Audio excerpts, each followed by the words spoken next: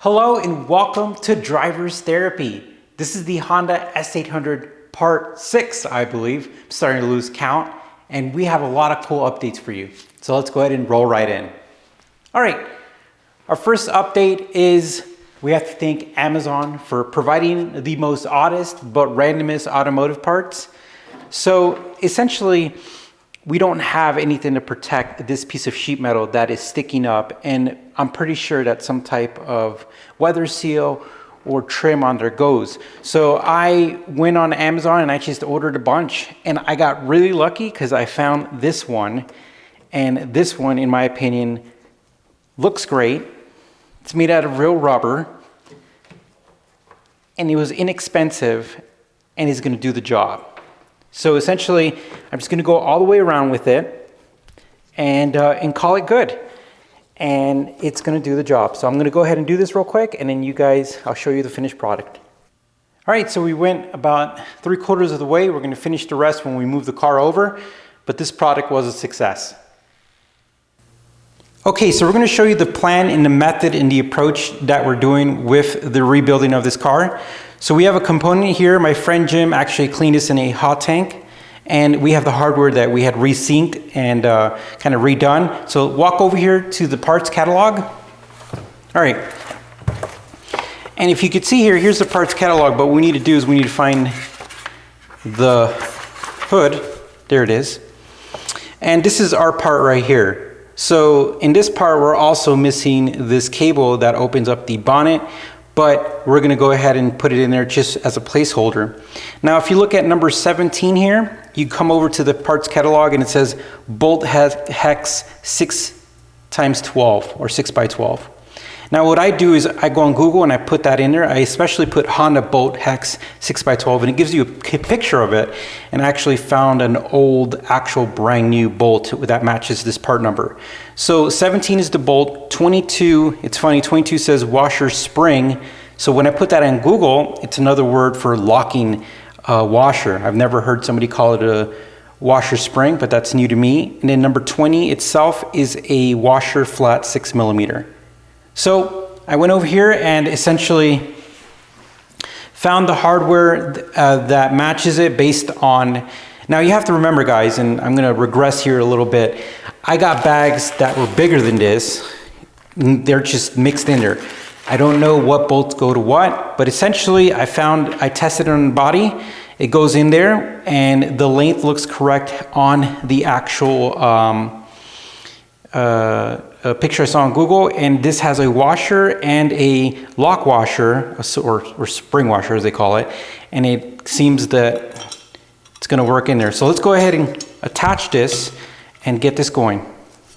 So this is the bottom part of where the bonnet or hood connects to, and if you look over here on the firewall, there's an opening for the cable and I believe another opening for something else, and I went ahead and matched it up per the parts manual, and it lines up. So at this point in time, what I'm going to do, I'm just going to start one of the bolts just like that, and then I'm going to grab the other ones and do the same.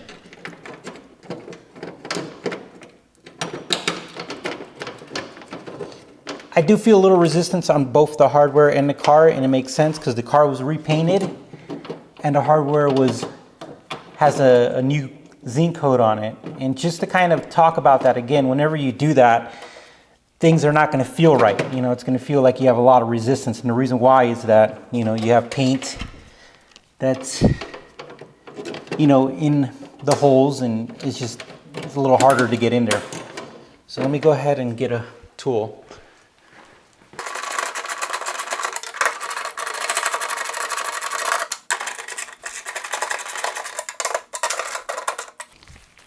All right, and that is in there, guys. As you can see, this is cleaned. We're gonna use some new hardware, and we're also able to identify what we're missing because we're putting things in there, and so we need that cable. So look at this. This is really neat. So we attach the VIN plate. This is so neat. Or the special specifications plate. And if you look at it up close, it's got the chassis number, engine number, passenger capacity, max allowed weight, and Honda S800. Oh man, that's so cool. I love it. All right, guys, I am full of ideas. So I bought this little antenna on Amazon, and I thought maybe this would look cool, a little antenna on a little car. And I was gonna put a kind of a rubber gasket or thingy down here to support it. But then I looked at it and it just kind of took away from the car. And then I found out that the original antenna isn't one of those long metal ones. It's actually a shorter one. So I'm gonna go ahead and just buy that. And I think that's just gonna look better and fit the car better. So we hit a little bit of a speed bump, and that is gonna be with the door. So apparently this is a Honda S600 door, but we have a Honda S800. And the way I found out was I actually had the mechanisms, well, I thought I had the mechanisms, but when I went to go install them, they didn't line up. I looked at the parts catalog and I was just stumped. So I went on a Facebook page, and the guys there were really awesome, and they let me know that this is an S600 door, and I was putting Mark II S800 mechanisms on an S600 door, which isn't gonna work out. So my question is, why is an S600 door on an S800? I don't know. I wasn't told. But also, there is kind of a clue, because the colors are a little different. We knew that when we first got the car, and it's not a big deal unless we tell somebody about it. But essentially, from what I told, the seller is gonna help me get the correct mechanisms from what he's told me, but the doors are interchangeable. Hopefully that's the case, that I could just put the mechanisms on there and work this out. But it's just one of those things that it's another surprise in the project. A little frustrating, but hopefully we could get it figured out. So the keys that I have only work for the ignition lock, but they don't work for the doors or for the gas cap or for anything else. So I have to get keys made for that as well.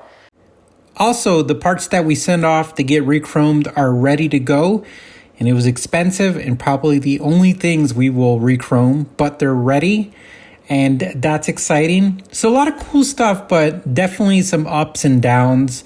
A lot of little surprises that got me a little bit down, but I'm still hopeful for the project. Hey, and if you haven't seen our new Battleship Navy wall, you got to check it out. It's a fun video. But anyways, here it is. All right, guys, we'll talk to you soon. Take care, and we will see you later.